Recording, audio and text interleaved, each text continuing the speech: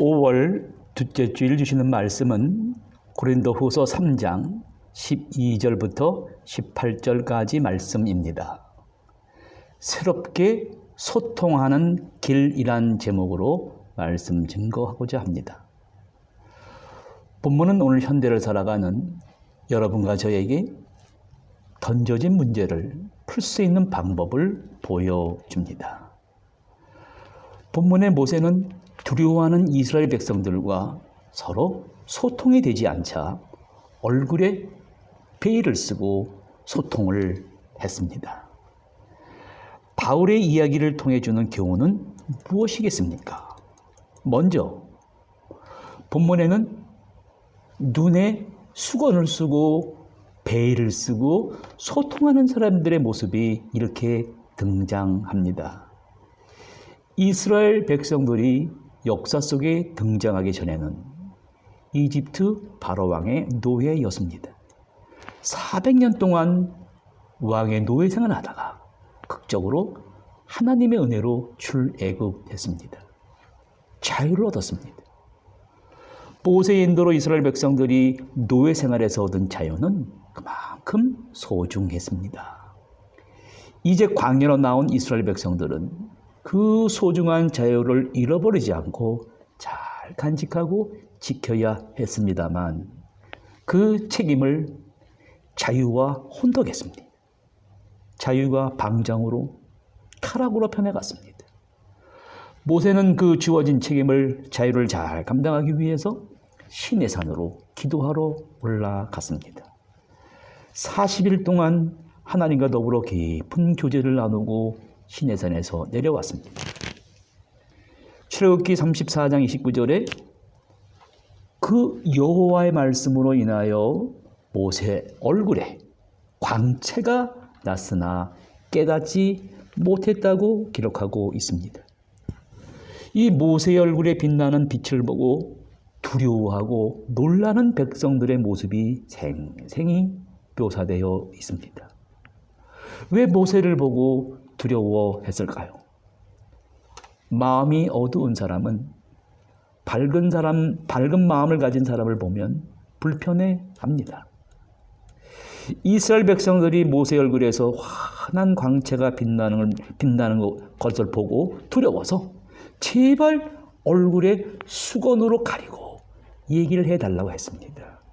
그러면 왜 모세가 수건을 썼는가 하는 것입니다. 바로 하나님과 소통하는 방법이었다는 것입니다. 그러나 바울이 오늘 본문 말씀에 이렇게 이야기합니다. 그들의 마음이 완고하여 오늘까지도 말씀을 읽을 때 그 수건이 벗겨지지 아니하였다. 모세의 좋은 의도에도 불구하고 이스라엘 백성들은 모세의 얼굴의 영광, 즉 율법의 영광이 사라질 한시적이라는 것을 깨닫지 못하고 도리어 모세의 얼굴에 쓰여진 수건을 더 중요시했습니다. 그것은 백성들의 마음에 어둠에 기인하는 것이었고 그 어둠으로 인해서 그들의 눈에는 진리를 바로 보지 못하도록 하는 수건이 평생을 지배하면서 쓰여지게 되었습니다. 수건을 통해 모세 얼굴을 가리고 하나님의 음성을 듣는 두 가지 뜻이 이렇게 내포되어 있습니다. 소극적인 면을 보면 하나님의 모습이 잠깐 가리워지는 것입니다. 그래서 쳐다볼 수가 없는 것입니다. 적극적인 면은 하나님과 우리와의 만남을 가능하게 하는 것입니다. 하나님의 본체의 영광이 직접 인간에게 비춰지게 되면 사람은 다 죽습니다. 모세에게서 빛이 나서 두려워했습니다. 수건을 얼굴에 덮어 완전히 가림으로 모세를 만날 수 있었습니다. 하나님과의 만남에 가능한 길을 찾았습니다. 성경에 하나님이 이스라엘 백성들에게 직접 말씀할 때도 있었지만은 직접 하시는 말씀을 들을 때는 심장이 멎을 것 같다 그랬습니다. 그래서 모세를 통해 말씀해 주세요. 그를 통해서 듣겠습니다. 이 모습이 인간이 하나님을 만나는 솔직한 순간이었습니다. 성경은 다른 종교에는 없는 하나님과의 만남을 왜 이렇게 소개하는 것일까요? 그것은 수건을 쓴 모세를 통해 하나님의 원래 모습이 작아지는 것입니다. 그래야 하나님의 모습이 전달될 수 있습니다. 그러면 모세가 수건을 쓴 모습을 통해 하나님의 진실한 모습이 전달되었다고 합니까? 그래도 하나님의 모습이 나타나지 않았습니다. 원래 하나님의 온전하신 모습이 우리들에게 나타나야 우리들의 마음과 정신세계가 두려워하지 않고 잠도 잘 자고 기쁘고 행복할 수 있습니다. 눈높이라는 말이 있습니다. 어린아이들은 어른과 얘기할 때 눈높이가 달라요. 같은 수준에서 이야기해야 만날 수 있습니다. 어떻게 의사소통을 할 수 있습니까? 두 가지입니다. 내가 어린아이들과 같이 생각이 작아지든가 아니면 어린아이가 내 생각만큼 크던가 해야 됩니다. 원래 본체의 뜻이 작아진다고 하는 것은 하나의 비유이고 상징입니다. 듣는 사람의 눈높이에서 긍정적으로 바르게 설명을 하다 보니까 효과적으로 전달해야 하다 보니까 하나님 나라를 소개하는 거예요. 삶 속에 나타나는 이 소재를 가지고 듣는 자의 수준에 내려가면서 말하다 보니 진리가 작아지는 것입니다. 하나님이 우리를 만나주시고 음성을 들려주신다고 할 때 사람의 수준으로 작아지시고 희생하시는 거예요. 그래야 그 일을 통해 우리가 하나님을 알게 됩니다. 그 놀라운 이야기가 바로 모세의 얼굴에 수건이 덮인다는 말을 이렇게 해석하는 것입니다. 이쪽에 모세를 통해 말씀하시는데 모세의 얼굴에 수건이 씌어졌습니다. 잠깐 있다가 그 영광이 사라진 것입니다. 그런데 성경을 읽을 때 수건이 덮여지지 않았냐는 말은 여전히 눈의 베일로 가린 채 모든 사물을 모든 인간관계를 한다는 것입니다. 이 눈에 덮인 베일을 어떻게 벗겨야 하겠습니까? 어두워지고 황폐해져 버린 정신세계를 회복할 수 있겠습니까? 그 방법을 무엇이라 하고 있습니까? 본문 14절에서 15절까지 말씀에 보면 마음에 덮여있는 베일은 그리스도 안에서 없어질 것이라 했습니다. 유대 사람들은 옛날부터 메시아를 애타게 기다렸습니다. 구약의 모든 이야기는 메시아에 초점이 맞춰져 있습니다. 이스라엘 백성들은 어렴풋이 메시아를 알았습니다. 그들은 눈에 수건을 쓴 채 메시아를 기다렸습니다. 눈에 무엇인가 가리고 보니 그들의 마음과 정신세계가 온전하지 못했습니다. 수건을 쓴 채 살아가다 보니 이 시대의 징조를 바라보지 못하는 거예요. 하나님께서는 눈에 수건을 쓰지 않은 사람들을 역사 속에 등장시키는데 그 중에 몇 사람이 바로 동방박사들이었습니다. 별을 연구하는 동방박사들이 페르시아에서 지금까지 본 적이 없는 유난히 강하게 비추는 별의 움직임을 따라 예루살렘 성에 왔습니다. 헤롯 왕이 서기관들을 불렀습니다. 이들이 바로 마음에 눈에 수건이 덮인 사람들이었습니다. 하나님의 말씀은 줄줄 웹니다만 정작 베들레헴에 나신 아기 예수를 찾아서 경배하겠다는 말은 전혀 없습니다. 왜요? 수건이 아직 눈에 가려져 있기 때문이었습니다. 그렇게 기다리던 메시아가 하나님이 몸을 입고 인간의 몸으로 눈높이로 낮아지셨습니다. 마구간에서 태어나셨습니다. 기적을 행하시고 병을 행하시고 죽은 자를 살리시고 죄를 용서해 주셨습니다. 그러한 메시아가 그들은 십자가에 못 박혀 돌아가시게 했습니다.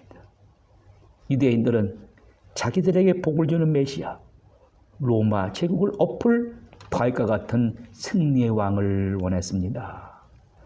그러면 그들이 그동안 본 것은 무엇입니까? 수많은 동물의 피 흘리는 제사였습니다. 그 동물의 제사의 그림자가 바로 십자가였습니다만 그들은 하나님께서는 동물을 희생제사만 기쁘게 흠양하신다고 생각했고 무언가 하나님께 드리기만 하면 된다고 생각하고 정작 본질적인 생각은 다른 데가 있었습니다. 하나님께서는 구약의 모든 이야기의 핵심의 총체적 그림자가 십자가라는 것을 직접 보여주시려고 오셨습니다. 그런데 그들의 눈에 수건이 벗겨지질 않았어요. 예수를 몰라보았고 마음이 완고하여 오늘까지 완고했다고 그랬습니다. 어떻게 해야 그 수건을 벗겨낼 수 있겠습니까? 성경은 바로 그 수건을 벗겨내는 것, 부패한 정신과 마음이 온전해지는 것을 다루고 있습니다. 인간의 정신세계의 무의식의 세계에 깊이 뿌리박혀 있는 그 죄의 어두운 실체를 다룹니다. 생명은 계속해서 성장해야 하고 발전해야 됩니다. 자신들에게 전달된 수건이라는 매체의 잘못된 집착과 그로 인한 고착과 또 잘못된 투서와 잘못된 동일시로 인해 신앙의 성장의 발달을 저해하고 있습니다. 이스라엘 백성들과 오늘 우리의 눈과 마음에 우리도 모르게 무의식적으로 덮여있는 그 영적인 집착과 고착과 이 투사라는 현상들은 없어져야 합니다. 어떻게 해야 없어지겠습니까?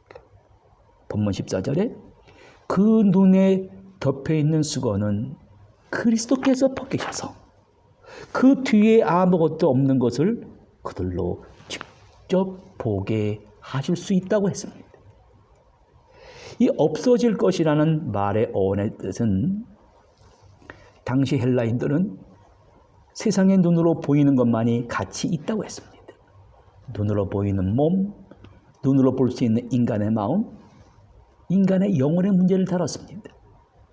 아무리 헬라 철학자들이 인간의 변하는 마음과 정신과 의식과 무의식을 들여다본다는 것은 한계가 있었습니다. 그래서 그들도 샤만이나 무당이나 영매, 초혼 의식을 행하면서까지 죽은 자와 접촉하려고 했습니다. 그러나 바울이 여기에 제동을 겁니다. 그 수고는 그리스도 안에서 없어질 것이다. 헬라인의 길, 헬라인의 지혜는 하나님에게서 완전히 무효화시켜버리는 것이었습니다. 그래서 본문 말씀은 궁극적으로 이사야 25장 7절의 예언이 선포되어 있습니다. 하나님은 만민 위에 드리웠던 그 파멸의 장막, 모든 민족 위에 드리웠던 파멸의 그림자를 걷어내실 것이다. 여러분, 오늘도 사람의 정신과 마음은 인간의 지적 활동의 중심이며 사람의 인격과 애정과 사랑이 자리 잡는 곳입니다. 이곳에 수건이 덮여 있으면 안 됩니다. 이곳에 집착과 고착과 유착 현상이 남아 있으면 여전히 옛 것만 보고 새 것은 보지 못하게 됩니다. 바울은 바로 여기에 우리를 기쁘게 하고 행복하게 할 방법을 이렇게 말합니다. 율법의 본질은 하나님을 사랑하고 네 이웃을 너의 몸과 같이 사랑하라는 것입니다. 그런데 왜 이 두 가지 율법의 의미를 모르는 것입니까? 그들의 눈에 모세의 수건이 쓰여 있습니다. 원래 사랑의 하나님을 모습을 보아야 하고 이웃을 사랑하는 마음을 가져야 되는데 사람들의 눈에 베일이 가려져 있습니다. 오늘 내가 예수를 진정으로 만나야 되는데 나를 우울하게 만드는 정신적인 장애물들이 내 마음속에 가득 차 있습니다.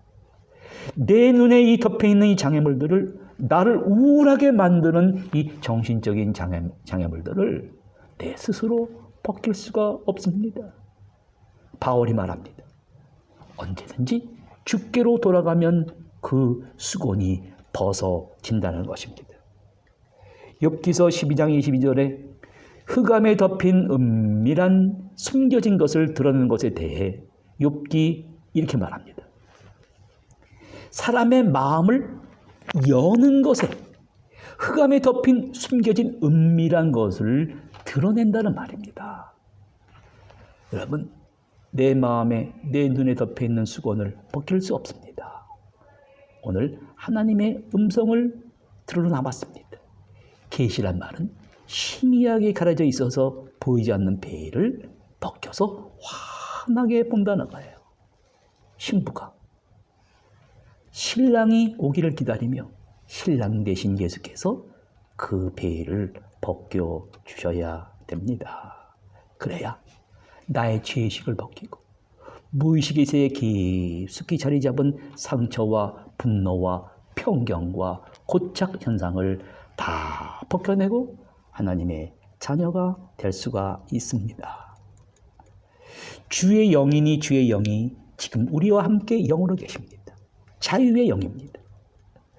서로 질적으로 다른 분이신 신랑이 사람의 눈높이로 내려오신 그 십자가의 희생의 사랑만이 신부를 자유하게 할 수 있습니다. 우리는 아침에 매일 잠에서 깨어나 눈을 뜨면 의식을 가지고 일상생활을 시작합니다. 사람 자체가 의식을 창조하는 것이 아닙니다.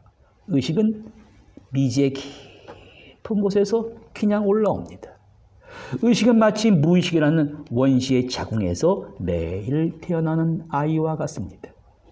의식은 어린 시절에 점진적으로 깨어나며 그런 다음에도 평생 동안 매일 아침 무의식의 깊은 잠에서 깨어나듯이 깨어나야 됩니다.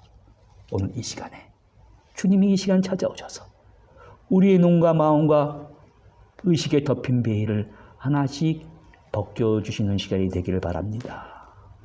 더 이상 희미한 의식이 아니라 우리가 다 베일을 벗은 얼굴로 마치 거울을 보는 것 같이 저 영원한 천국과 주의 영광을 확실히 볼 수 있기를 바랍니다. 한 사람의 정신의 깊이와 폭이 얼마나 깊고 넓을 수 있는가, 이 말을 다른 말로 하면 하나님의 존재를 얼마나 잘 증명할 수 있는가입니다. 주님이 주시는 그 영광은 나의 노력이나 업적의 결과가 아니라 하나님의 능력과 은총에 의해 그 내면이 깊이 변화되는 것입니다. 더 이상 부끄럽고 수치스러운 무의식의 밑바닥의 중심에 있는 자기를 진지하게 포착하고 들여다보고 그 소리를 듣고 그 지시를 받아나가는 과정이 바로 오늘의 말씀입니다. 그리고 내가 변화된 삶을 이웃들이 고통받고 있습니다. 그들의 정신세계 속을 함께 들어가서 찾아 보여주고 나눠야 됩니다. 모세가 수건을 벗고 하나님을 본 것 같이 우리도 베일을 벗고 주의 영광을 바라보셔서 우리가 주님의 형상으로, 부활의 형상으로 변하여 영광에 이르실 수 있는 성도님들 되시기를 간절히 바랍니다.